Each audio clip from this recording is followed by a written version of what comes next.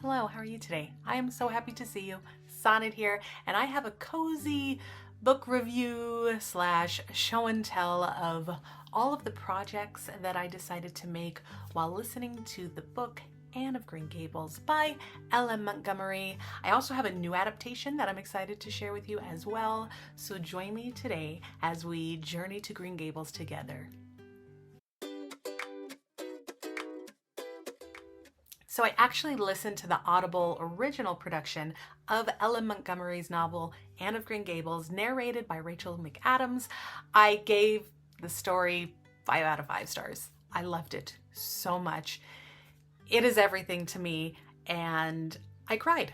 I don't think that's surprising though. It doesn't take much to get me to cry in books.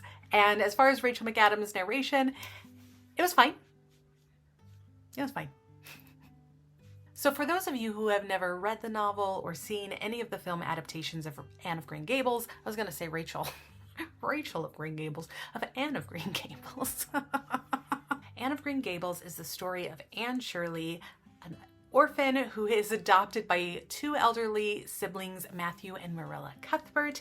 They live on a farm, Green Gables in Canada, and it just follows, I believe it's 4 years of Anne's life, living with the Cuthberts, and just all of the things that happen to the family and to Anne specifically and all of her friends and the residents of this town over the course of those 4 years.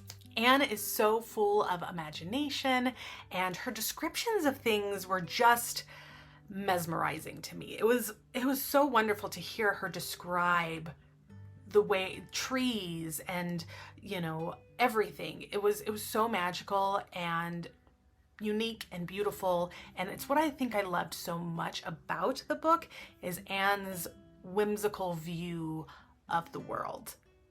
I love this book so much. I had to buy the physical copy to add to my library. Just look at this illustrated edition by Anna Bond and Rifle Paper Company. So cute. Oh my goodness.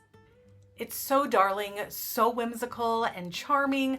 I can't wait to read this one to my kiddo when she's a little older and share with her all the charm and beauty and things to love about this story. And it's just the perfect addition, I think, to pass on. I like books that I can display and that, I don't know, it's so perfect, it's so beautiful. Love it so much. Okay, so while I was listening to the audiobook, I decided to crochet my own Anne Shirley. I mean, oh my gosh, look at her. She is so stinking cute. This pattern is from the designer Amiville. I'll link their information and the pattern in the description for you so you can make your very own Anne. I did crochet her with some worsted weight yarn, so she turned out a little on the larger side, but I love that about her. I think that's what I like so much about her. Her little hat comes off so stinking cute. And I mean, check out this hair. What? So typically when I crochet human characters, their hair is my least favorite part of the whole process of making them, but that wasn't the case with Anne Shirley. Oopsie, her head's a little wobbly. But look at just how darling her hair did turn out. It's so good, and it's all thanks to the wonderful pattern, why it turned out so well. Amazing. Every now and then I create an amigurumi that really clings to my heart. Let's be real, they all cling to my heart, and every time I sell anything that I crochet, I basically sell a piece of me. But when it comes to Anne here, if there comes a time when she is purchased and I need to send her to her new home, I might have a hard time saying goodbye. So it is very possible that I might keep her and she will be mine forever, and I will display her alongside the book. I don't know. I think she's too cute to offer for sale. But overall, I would give this pattern a 5 out of 5 stars. It was so easy to follow. It was incredibly well written, and Anne just turned out so beautifully. Again, Amiville was the designer of this pattern, and I will link the pattern as well as their social media and things in the description so you can also make your own Anne. In addition to the amigurumi, I made a Anne of Green Gables tote bag. I love it so much. I've been obsessed with this mustard color.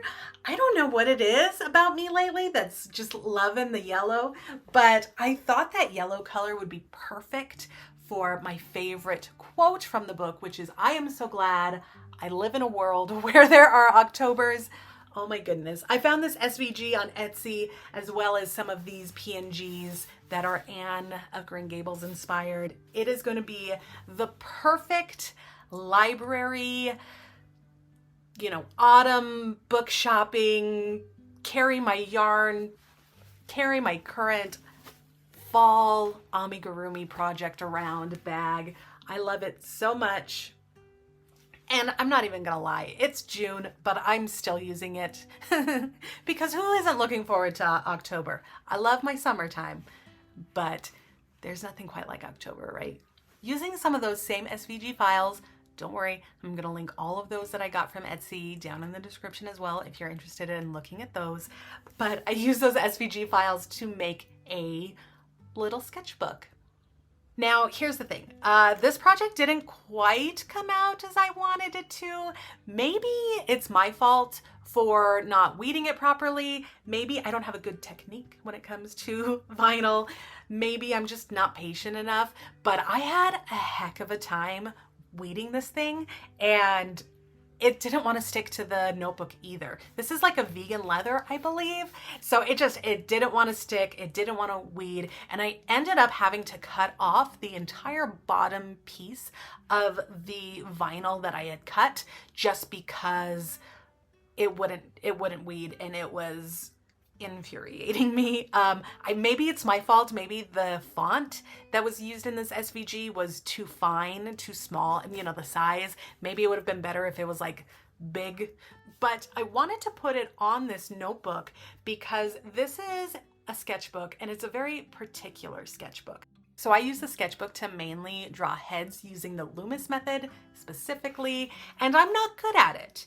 And it's not easy, but I still try. And there was something about the idea that tomorrow is a new day. Tomorrow is another day that you can practice, I tried to write the Anne of Green Gables down here with a paint marker.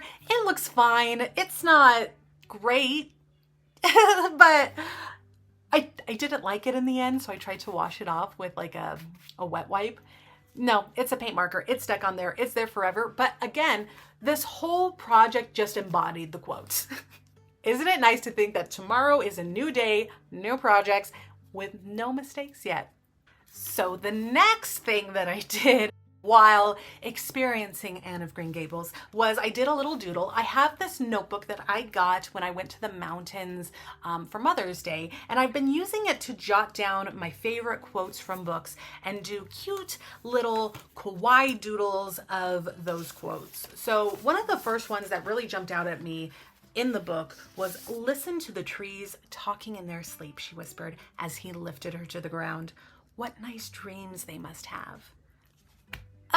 I love it so much. So I decided to do this little doodle of some sleeping trees. I wrote the quote right on top of it.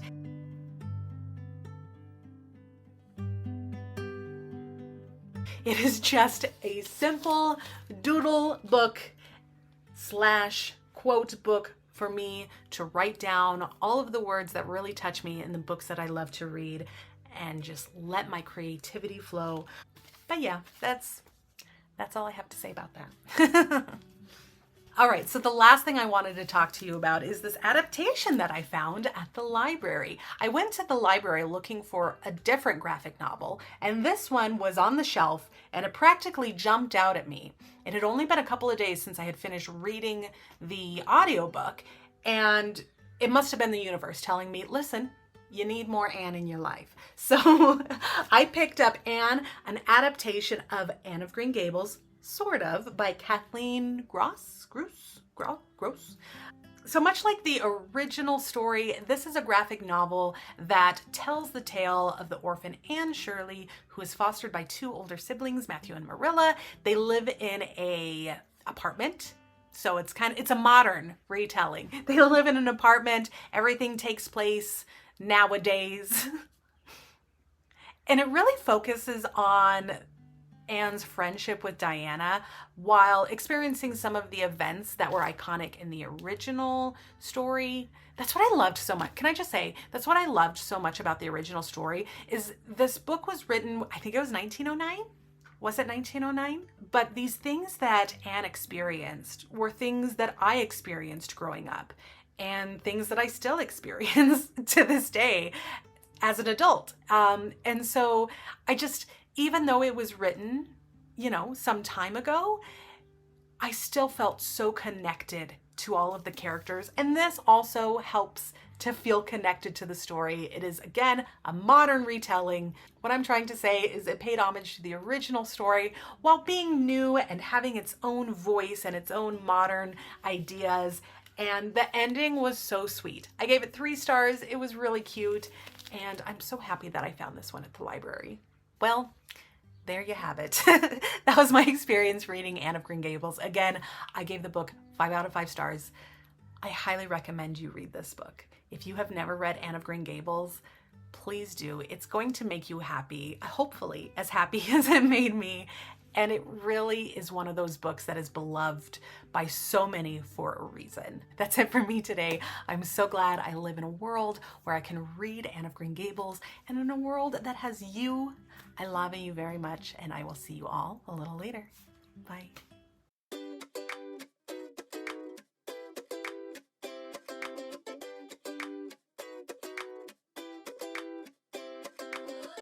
Rachel of Green Gables. That's me. Anyway.